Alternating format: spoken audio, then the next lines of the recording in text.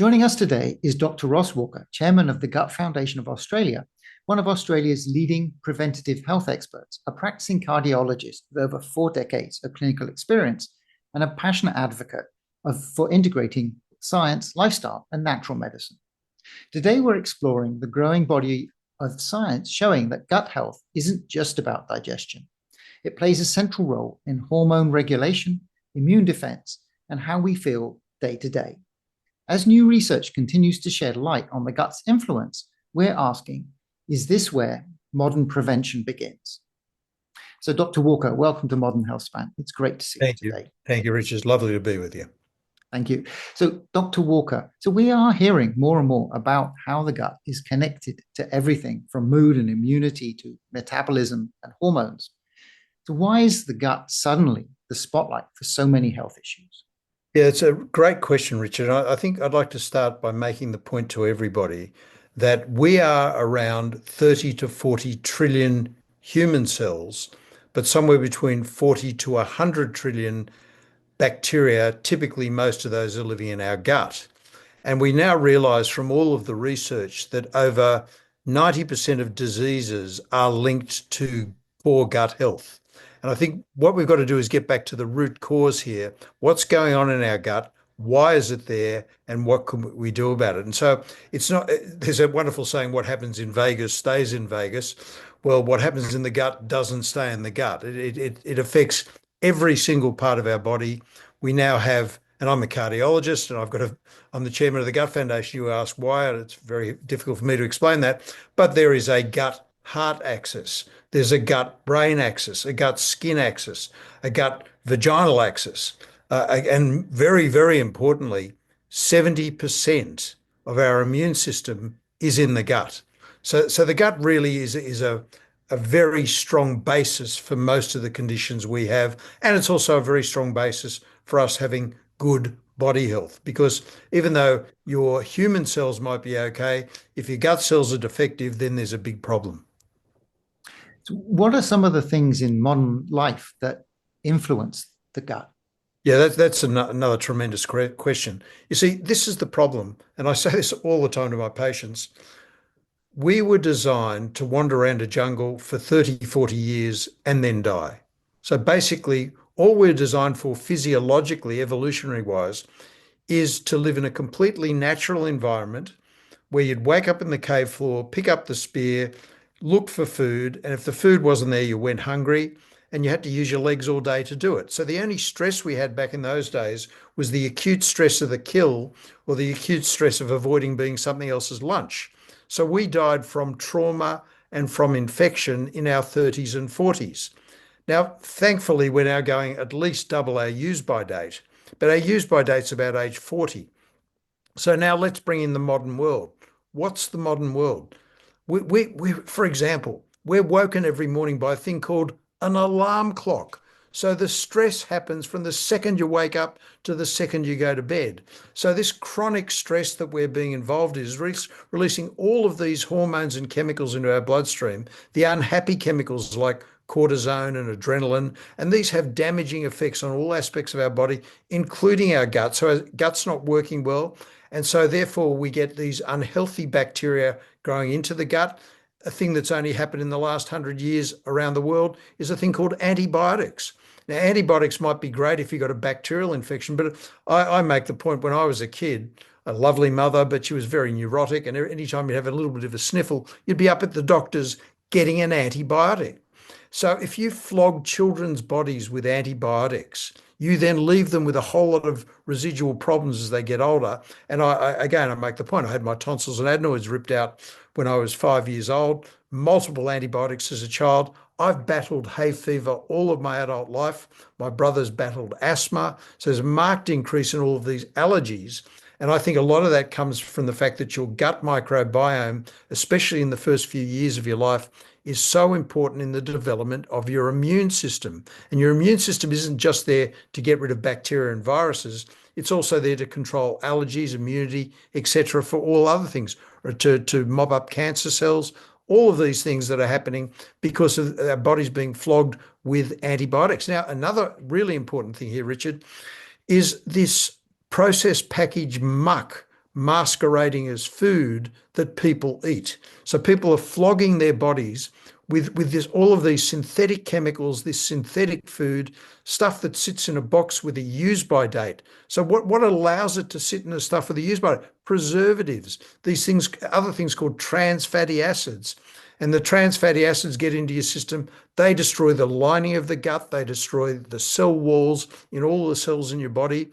And also another big thing, which a lot of people don't talk about, and I'm not making judgments here, Richard, I'm just giving medical concepts, are these caesarean births. Up to a third of births in Australia are via caesarean. And so therefore the child doesn't go through the vaginal canal when it's being born and pick up all the bacteria in the vaginal canal, which are very, very useful for them to develop a healthy gut microbiome. So a third of kids don't have that extra benefit from the vaginal microbiome as well. So you can see all of these different things are leading to gut dysbiosis. And so, for example, as an adult, every time you have a course of antibiotics, you again wipe out your healthy gut bacteria and you've got to rebuild your microbiome again. And so what happens over time then, the lining of the gut becomes defective. And so any toxins that are being formed in your gut by these unhealthy gut bacteria very easily leak across the wall. We call it leaky gut syndrome. And these chemicals leach into the blood system and can make you sick, can affect your immunity, can affect how you feel, brain fog, tiredness. I mean, Richard, think about it. How many people over the age of 50 feel tired? And one of the reasons they're feeling tired is because of gut dysbiosis. There are many other reasons. For example, sleep apnea is another big reason why people feel tired. But we've got to think about how the gut is affecting our general health. And there's just a bit of an overview. So you talked there about this gut permeability, this leaky gut. Yeah. So could you talk a little bit in more detail about how that actually happens and Yeah. what the impact is? Absolutely. So if you imagine the gut's a bit like the bark of a tree, a bit like our arteries, anything else, with three layers. It's got the inner layer in the gut called the epithelium, the medial layer, which is the muscle layer, and the outer layer called the adventitia. So that inner layer is exposed to everything that comes through the gut. So everything you put down your mouth has to go along the gut and is exposed to this epithelial layer.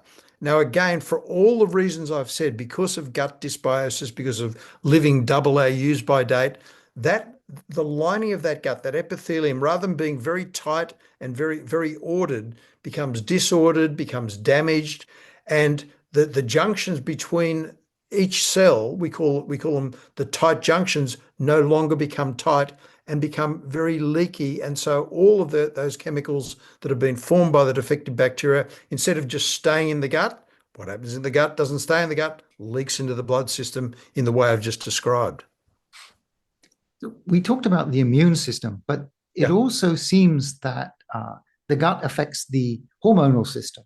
So if we look at estrogen in particular, so what is the link between gut health and hormonal regulation in women? Again, it gets back to my initial point. We're only designed to live 30, 40 years and then go through your reproductive years and then die. And so what happens is as women go into menopause, and I believe there's a long premenopausal phase, starts around age 35 and just slowly goes up to typically around age 50, but many women can have menopause before that. Many women may have menopause up to about age 55, but it's typically around age 50. And so when they go into this premenopausal phase, going into perimenopause, their hormones are changing because the ovaries are no longer working properly. So all of us at age 50, males or females, the hormones start to go south. When those hormones change, the gut bacteria are very, very sensitive to the hormones that are going on in the body. And so there's a bit of it's a weird sort of vicious circle that as your estrogen levels as a woman drop and the progesterone levels drop, then the gut bacteria change. And as the gut bacteria change, you're feeding less good chemicals into the reproductive system to maintain those hormones. So that vicious circle continues. So it's really, really important for everybody, but especially women who are going into perimenopause to think about what's going on in their gut. So we often hear about the gut's role in immunity and hormones and even Yep. mood, but how does the microbiome affect things like energy metabolism or how we feel day to day? Okay. So when you look at gut bacteria, firstly you've got to feed healthy food for those gut bacteria. So what we might like to eat, the gut bacteria don't. So people might like to have very sugary sorts of food. The gut bacteria hate that stuff. They love fiber. So you feed good healthy fiber into these bacteria and things like onions and mushrooms and just prunes are all the good sources of fiber. They're the prebiotics, sauerkraut and kimchi and all those things. Gut bacteria love that stuff. Then you produce these healthy gut bacteria that then, now here's to answer your question, then they produce these postbiotics, which are the healthy small molecules made by healthy gut bacteria that then go across the gut lining into the blood vessels to maintain energy. So, for example, there are three basic short chain fatty acids, butyrate, pyruvate, and acetate, that have to be, if you make healthy short chain fatty acids, that's part of being healthy. But for example, 90% of serotonin, which is the mood chemical that keeps your mood where it should be. You look out the window, the sun's shining, you say, oh, it's a beautiful day. If you don't have serotonin, you don't say that at all. You just think, oh, who cares? And 90% of serotonin is made by healthy gut bacteria. And this is really, really interesting, Richard, because years ago, we all swallowed this nonsense about low fat foods are better for you. But low fat foods are also low protein foods. And in protein, there's a thing called tryptophan, and tryptophan is the precursor to serotonin. So if you don't get enough tryptophan in your diet, you don't then make serotonin because the gut bacteria can't make the serotonin because they don't have the tryptophan. So when we all went into these low fat diets, what did we see? This epidemic of depression starting because people weren't getting enough high quality proteins to feed the gut bacteria to make the serotonin from the tryptophan, as one example. And then there's another key thing here. One of the key principles of energy is having healthy mitochondria. So mitochondria are the fuel packs that fuel every cell. So for example, in my specialty in cardiology, we have in every heart cell somewhere between 5,000 to 8,000 mitochondria per heart cell.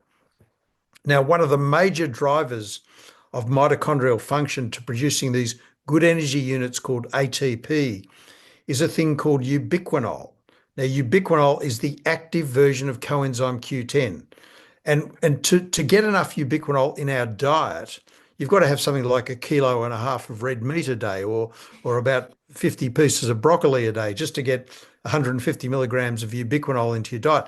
But healthy gut bacteria make ubiquinol. You can also supplement with ubiquinol if you want to, but the healthy gut bacteria are making this ubiquinol to feed into your cells to give you energy. So there's just a few examples: short chain fatty acids, serotonin, and ubiquinol. One of the ways to improve the gut would be to supplement potentially. So we're hearing about tribiotics, which Yep. kind of combine the various pro and prebiotics. So can you explain what they are and how they differ from standard probiotics?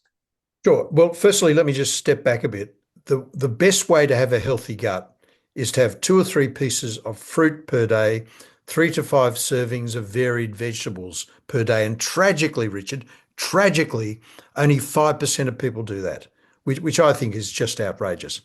And the people who do that have the lowest rates of heart disease and cancer and Alzheimer's and diabetes and osteoporosis in the community just by having 2 or 3 pieces of fruit, 3 to 5 servings of vegetables, because what that does is promote healthy gut bacteria. And I think we all should be doing that, as well as taking a tribiotic. Now, why can't you just do the fruit and vegetables and leave the tribiotic? Because of the modern world, because we're being flogged constantly with synthetic chemicals and stresses and background radiation. So I think we need a bit of extra help to keep the gut healthy. So tribiotic, what the hell does that mean? It has a prebiotic, so feeding the food into the probiotic, which is the healthy gut bacteria, and I'll get onto my favorite gut bacteria in a second. And then the postbiotic, which are the healthy chemicals made by healthy gut bacteria, the ones I just mentioned, things like acetate, pyruvate, butyrate, ubiquinol, serotonin, some of the examples of the healthy postbiotics. So to have all of that in a pill to supplement your healthy lifestyle, your fruit and vegetables, regular exercise, very important. The best drug on the planet, Richard, is a thing called happiness. The happier you are, the less disease you have. I'm not saying happy people can't get sick. They just don't get as sick as unhappy people, and they get better quicker because they're making less stress hormones in their body, and also they're looking after themselves better. So I think those tribiotics are a very good supplement, not replacement, supplement to healthy living. And that's why I'm a great advocate of tribiotics. And why are they different to probiotics? Because the probiotics only just have the healthy bacteria. There's nothing wrong with taking a probiotic, but it doesn't have the healthy foods fed into them and the healthy products that they make them as well. So you're just getting an extra 2 layers of therapy by having a tribiotic rather than just the one layer, which is the probiotic. You mentioned that you would talk about some of your favorite bacteria. Yeah. What Okay. are what are some of your favorite like Well, probiotics? my favorite gut bacteria, and I've been talking about this on my radio shows and in my books for the last 10 years, is Akkermansia muciniphila. Because Akkermansia muciniphila only lives in the colon of thin people. And they've shown in studies in a lot of animal experiments and in some human data as well, when you give a probiotic or a postbiotic with Akkermansia in it, it actually helps the animals lose weight. And it's a bit like a natural Ozempic. It's really interesting that now the big buzzword of the pharmaceutical community is of course the GLP-1 receptor agonists, things like Ozempic and Mounjaro and all those drugs that basically do help people lose weight, but do have significant side effects as well. So of course, strong medicine has strong effects, but it also has strong side effects. Whereas the the tribiotics that have something like Akkermansia in them also work on the whole concept of helping people lose weight, controlling their diabetes, fatty liver, making their cholesterol healthier. So I think an Akkermansia-based tribiotic for those sort of people are very, very effective. But it's good to have targeted tribiotics for each of the different types of medical conditions, whether it's just a standard good tribiotic to keep the gut healthy, whether people are really struggling with what we call metabolic syndrome. Because let me just explain this to you. Metabolic syndrome is probably the commonest syndrome in the world, and it's caused by a gene that we call insulin resistance. So 30% of Caucasians, 50% of Asians, and close to 100% of people with darker or olive skin are born with the gene for insulin resistance, which is a survival advantage if you're a hunter-gatherer. But if you put the people who are insulin resistance into the modern world and expose them to all of the modern features like poor diet, no exercise, unhappiness, they markedly get all the features of insulin resistance, which is metabolic syndrome. So it's diabetes, tendency to diabetes, blood pressure, high triglyceride, low cholesterol in their blood test, easy to get fat around the belly. And all of those things then lead to all forms of cardiovascular disease, obesity-related cancers, fatty liver, gout, and in women, polycystic ovaries. And this, an Akkermansia tribiotic or any other good targeted tribiotic will help metabolic syndrome in that situation. But again, when anyone's listening to this, I don't want anyone to think that I'm saying the tribiotics are the central feature. The central feature of all of our health is what I call the 5 keys of being healthy, from the least important to the most important. You cannot be healthy and smoke, drink too much grog. So number 1, get rid of addictions. Number 2, 7 to 8 hours of good quality sleep per night is as good for your body as not smoking. Number 3, nutrition. We've already spoken about the importance of fruit and vegetables and avoiding all this processed packaged rubbish masquerading as food. So eat less, eat more natural food. Number 4, second best drug on the planet, 3 to 5 hours every week of moderate exertion. Best drug on the planet, I've already mentioned, happiness. That's 80% of anyone's management. High quality supplements give you an extra 10%. The other 10% is the appropriate use of pharmaceuticals if you need them. And many people are being overprescribed pharmaceuticals who don't need them. And again, the more you look after yourself, the less you're going to need drugs. So for women who are navigating hormone shifts, so Yep. PMS, perimenopause, PCOS. So how could they support their microbiome? Well, it's really what I've just said then as well. It's the five keys, but it's also taking a targeted tribiotic for women's hormonal issues. And these are now emerging into the market that we're having more targeted therapies. So that, for example, there are particular bacteria, I've mentioned Akkermansia, but there are particular bacteria that also may have a better effect on ovarian health as well. And so I think people need to be more educated about those different types of bacteria. So there's a whole lot of very healthy gut bacteria like the lactobacillus bacteria. The bifidobacteria are very healthy as well. One of my favorites is a thing called Fecalibacterium prausnitzii, which is a hard one to get your tongue around, but that's also been associated with good health. So all of these different bacteria are there to support a healthy body. Okay. So we're eating a good diet, but we do want to take a probiotic or tribiotic. So what ingredients should people be looking for when we're, to support their microbiome long term? Well, I think firstly, you look at the quality of the tribiotic, and it's very. I think this is where people probably need to speak to their naturopath or an integrative doctor who understands this. But you look at what prebiotics are there, and so for example, there's some very good prebiotics that are based around kiwi fruit. Kiwi fruit's a very good prebiotic. And there's some newer prebiotics that also have a potato-based chemical. Now, people say, hang on, to potatoes full of starch and everything else, but no, this is particular chemicals taken from potatoes, and it's a bit like just saying, okay, you look at the whole fruit, but it might be just one component of that fruit that really has a very powerful effect. So look at the type of prebiotics that are there. The probiotics is very confusing. You read the side of it, you see all these different bacteria, you think, oh, I don't know what's going on. So I think you've got to have some trust in health professionals. I have a cup on my desk, Richard, that says, please do not confuse your Google search with my medical degree. So I think it is important to trust your health professional to get advice about what are the best probiotics that should be in a particular supplement range. And then the postbiotics, it really depends on the particular substance you're looking at there, for me to explain which one should be in each product is a bit difficult for the consumer listening to this. Yes, and they all have such long and difficult to pronounce names. Yeah, exactly. So the microbiome is getting more attention, but Yep. it's probably still misunderstood. What do you think is the biggest misunderstanding about gut health? I think the problem is no one spoke about it for years. It's only been the last 10 years that anyone's really discussed it. I still think people think that a human being's a human being made up of human cells, and that's it. And what happens in your gut, I mean, you eat food, and then what you don't need, you'll just poo out at the end of the day. And it's not that simple. So I think it's really forums like this where we're explaining to people the vital importance of gut health.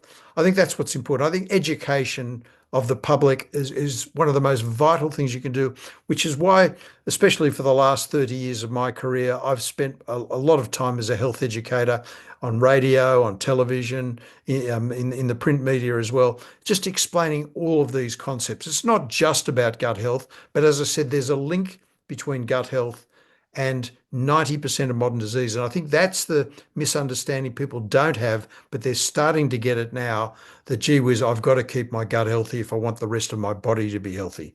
That to me is the key message. Yes, so the kind of gut, the science of the microbiome is relatively new, Mm. but it's quite active at the moment. So what developments what do you see is next for the microbiome science, and what developments should people be paying attention to now?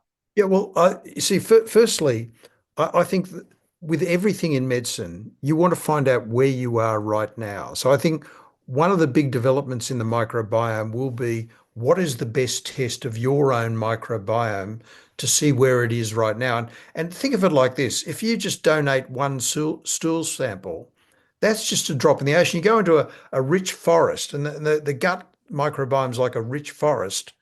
You go into that forest. If you just go into one part of the forest, you might pick up some flora and fauna from that one part of the forest, but miss out what's happening in the rest of the forest. So they're even talking about now the development of smart toilets that will analyze your stool as in real time and say, okay, your microbiome's got this in it, you're missing out on a bit of this. So we're getting to the point, I think, in the future where we'll have a much better assessment of our microbiome than we have at the moment. There are companies that are measuring microbial DNA and things like that. Others are just measuring colony amounts and colony type. And then giving people advice based on that. And I think that's reasonably good, but I still think it's a bit of a drop in the ocean. So the real experts in the microbiome around the world are saying we still don't know, and I believe that. I think we really don't know when you look at just one stool sample what's going to be healthy. So that's one thing. Secondly, it will be more personalized therapy once we do understand everyone's individual gut microbiota is so much better.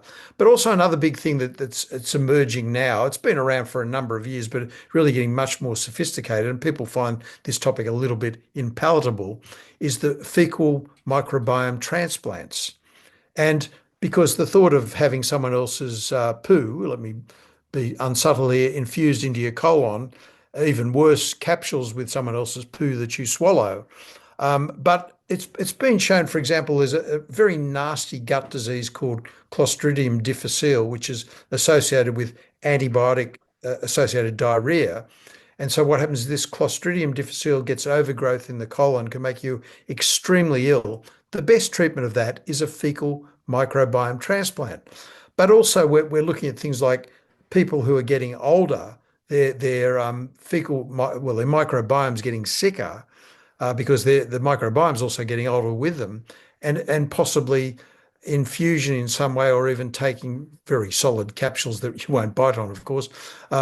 So fecal oral capsules may rebuild your gut microbiome as well. So we've got all of this new stuff happening, not here yet, and it's not prime time stuff there, but what people can do now, everyone can have the 2 or 3 pieces of fruit per day, 3 to 5 servings of vegetables. I can't stress that enough, how important that is for gut health, but also take a high quality tribiotic. And that's where I think people should discuss that with their health professional they trust to give them the right advice on that matter.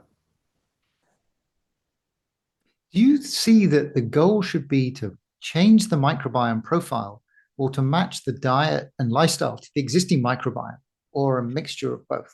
I think it should be a mixture of both, and I think it is a bit of a catch-22. The more you do one thing, the more you're either going to get good health or bad health. So I think we all need to really look at what we're eating, how much exercise we're doing, how happy we are, how well we're sleeping, but also match that with a good quality tribiotic that will improve your gut microbiome. Because I've got to say, Richard, almost everybody has a degree of gut dysbiosis. The people who've got really severe gut dysbiosis might have the very serious gut diseases like inflammatory bowel disease. Everybody with irritable bowel syndrome has gut dysbiosis to a degree. Chronic fatigue syndrome, fibromyalgia, long COVID, gut dysbiosis. So again, all of that, well, all of us need to improve our gut health, but those people especially really need to really focus on their gut health. Absolutely. So, Dr. Walker, thank you so much for that deep dive on the microbiome, its importance for our hormonal and immune health, as well as our mood. It's just like everything that it affects. And thank you for joining us today. Rich, it's been my absolute pleasure. Lovely to talking to you, and thank all the viewers and listeners for listening to this. Thank you.